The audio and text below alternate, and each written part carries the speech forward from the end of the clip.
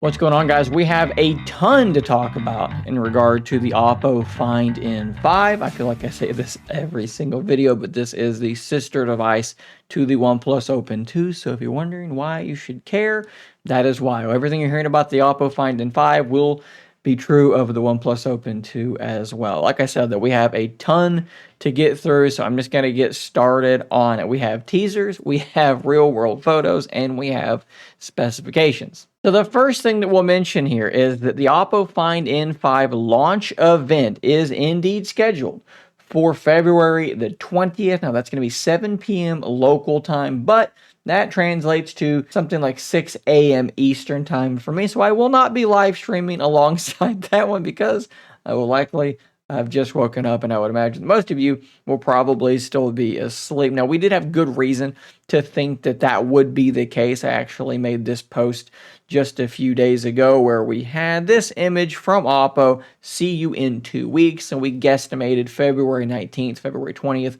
something like that. So that was absolutely spot on. The 20th is the launch date for this device. Now, they're saying this is going to be a simultaneous global launch. We do not know exactly what that means with regard to the OnePlus Open 2. You can interpret this to mean the United States, where the OnePlus Open 2 will launch, is part of the globe, and so it will launch simultaneously. It will just be under a different name in the United States and in regions where OnePlus operates instead of Oppo. You could also interpret this to mean we're only talking about the Oppo device, and the OnePlus device will be coming a little bit later, and that would explain why we've seen pretty much nothing from the OnePlus social media team, whereas the Oppo social media team has been hitting us with little tidbits seemingly every couple of days. Speaking of, we have this post on Weibo where they show off 3 different colors. So you can see this thing in a black color, you can see this thing in a white color, and you can see it in this lovely purple color. These are the 3 different colorways you're going to be able to choose between. Now, keep in mind, the purple might be a Chinese exclusive because the international Oppo account only mentioned the white and black. That is a little bit of a bummer to me because I would love to see that purple, and it's even got that faux leather backing. That's the one I would want. Keep in mind that this does line up pretty much perfectly with the leak that we got from Evan Blass just a couple of days ago showing off these renders. Those are exactly those devices, and I didn't even notice that it has sort of the leather texture here on that. I did not notice that, did not point it out in that article or that video. Missed that one. Here's where things start to get interesting. So we have this screenshot from Gizmo China, which I ran through Google Translate, and you can see here there's a whole lot going on there. So first off, 5,600 milliamp hour battery. So I've been telling you guys for weeks, if not months, around 5,500 milliamp hours was what the predominant rumors were saying. Here we are, 5,600. So we also have 16 gigabytes of running memory, and then it looks like 12 gigabytes of sort of a swap file, something that some manufacturers do. We also have, we're going to skip the cameras for the time being, charging 80 watt super flash charge, so 80 watt super VOOC charging. We also have 50 watt wireless charging. That's something that they had already confirmed to us. Both of these numbers are absolutely insane. So massive silicon carbide, 5,600 milliamp hour battery, insanely fast charging, 8.12 inch screen. So that actually makes it a little bit bigger than the 7.8 inch screen that we had on last gen. And that makes it bigger than the 8 inch screen on the Pixel 9 Pro Fold. So they are going big. We now need to talk about those cameras though. And as you see here, I put camera downgrade because there are at least a few things here that are slightly concerning. For a long time, we have been hearing that this phone would have a triple 50 megapixel camera setup, and that made quite a bit of sense because the newly launched Oppo Find X8 Pro also has a triple 50 megapixel camera setup. So it seemed like it would be basically that same camera setup. After a little while, we started hearing rumblings that maybe it wouldn't be exactly that same camera setup. And now it seems like, based on that leak from Gizmo China, which I'm not going to show you this because it's super teeny tiny text, we have the specs, and it is not exactly the same as this X8 Pro. So it looks like we do still have a 50 megapixel primary and a 50 megapixel 3x optical zoom telephoto. But the ultra wide is now said to be only an 8 megapixel camera. That would be a pretty sizable downgrade in terms of resolution from the 48 megapixel ultra wide that we had in the Find N3 or the OnePlus Open 1. Now you may be saying to yourself, didn't we have a 64 megapixel telephoto last time and now it's dropping down to 50? Again, if we assume this is the same sensor from the Oppo Find X8, I think that things are going to be mostly a wash.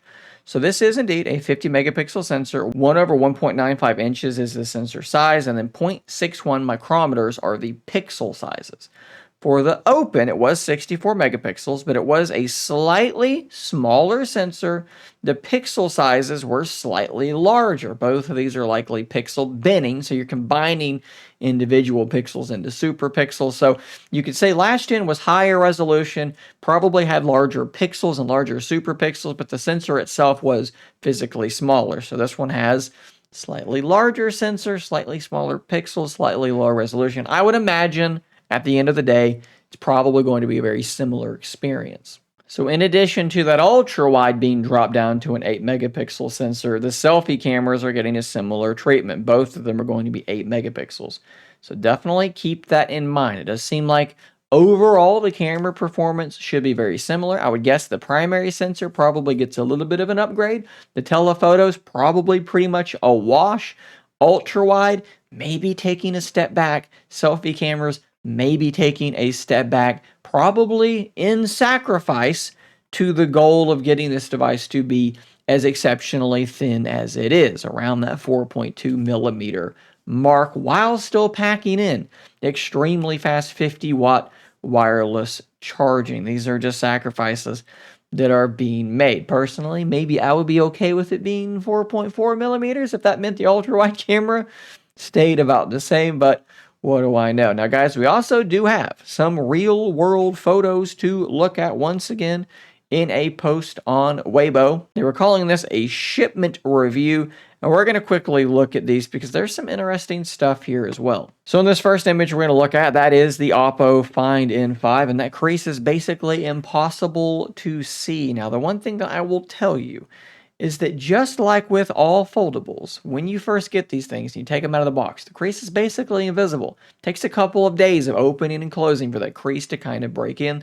The original OnePlus Open, it was basically invisible for at least the first few folds, and then it started to break in.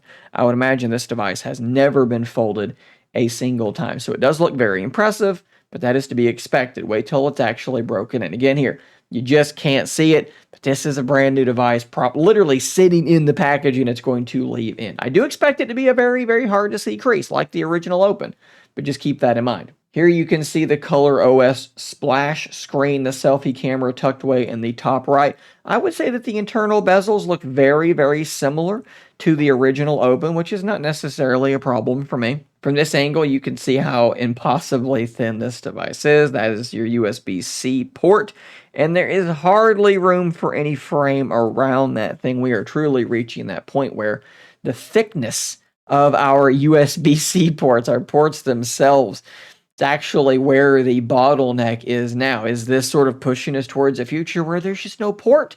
Everything is done through little hockey pucks that attach to the back of our devices, transfer and charging, things like that. I think it's possible.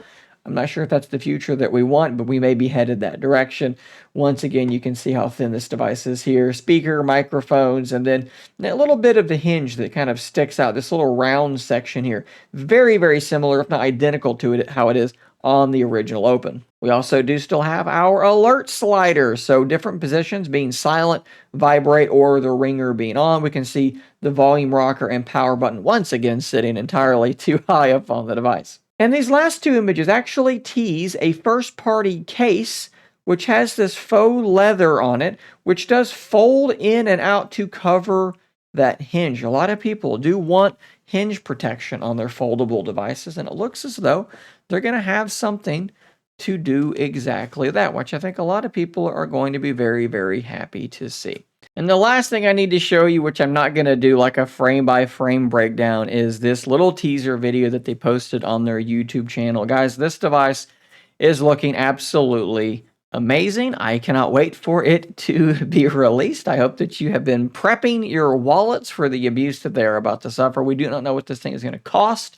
Hopefully, it is once again cheaper than the other foldables, the Z Folds and the Pixel Folds of the world. But with specs this insane and hardware this insane, and with the possibility of tariffs coming along, this is a Chinese device after all, I could see this thing being a bit more expensive than it was last generation, but hopefully that is not the case. At any rate, though, let me know what you think about all this stuff in the comments down below. Tell me how excited you are for this device. How concerned are you about these possible camera downgrades? I will say that if they're going to downgrade any of the cameras, I guess the ultra wide's the one to do because it's the one that I use the least, but it is still a bummer to see that that is seemingly what's going on. But again, guys, sound off in those comments down below. I'll see you on the next one. And until next time, stay nerdy, my friends.